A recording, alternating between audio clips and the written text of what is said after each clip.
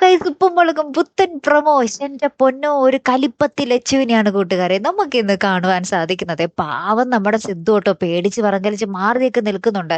നമ്മുടെ സിദ്ധു മാത്രമല്ല കേട്ടോ, എല്ലാവരും തന്നെ. നമ്മുടെ കേശു ആണെങ്കിലും നമ്മുടെ ലച്ചുവിന്റെ ദേഷ്യം കണ്ടിട്ട് ആ പരിസരത്ത് പോലും വരാതെ ഒളിഞ്ഞു മാറി പോകുന്നൊക്കെ ഉണ്ട്. ശിവാനി ആദ്യമൊക്കെ വന്ന് ചോദിക്കുന്നുണ്ട് ചേച്ചിക്ക് എന്ത് പറ്റിയെന്നൊക്കെ. പിന്നെ നമ്മുടെ ലച്ചുവിന്റെ പൊട്ടിത്തെറി കാരണം പിന്നെ ശിവാനി മാറി മാറി പോകുകയാണ്. നമ്മുടെ ഗൗരിയമ്മായും അങ്ങനെ തന്നെ, നമ്മുടെ ഭവാനി അമ്മൂമ്മയും നമ്മുടെ കനകാന്റിയും ഒക്കെ പറയുന്നുണ്ട്, ദൈവമേ ലച്ചുവിന് ഇത് എന്തൊരു കലിപ്പ് എന്നൊക്കെ പറയുന്നുണ്ട്. അപ്പൊ കലിപ്പ് അങ്ങോട്ട് തീർക്കാൻ വേണ്ടി ലച്ചു ഉണ്ടല്ലോ, അടുക്കള കയറി കുറെ ഉള്ളിയൊക്കെ അങ്ങോട്ട് കിടുകിടുകിടാന്നൊക്കെ മുറിച്ചൊക്കെ വെക്കുന്നുണ്ട്. അപ്പൊ ഗൗരിയമ്മായി പറയുന്നുണ്ട്, എടി നിന്റെ കലിപ്പൊക്കെ ഓക്കെ, നീ എന്തിനാ ഉള്ളീനെ ഇങ്ങനെ ഉപദ്രവിക്കുന്നേ എന്നൊക്കെ പറയുന്നുണ്ട്. ലാസ്റ്റ് നമ്മുടെ സിദ്ധു വരുമ്പോ സിദ്ധുവിന്റെ അടുത്ത് മുട്ടൻ കലിപ്പ്.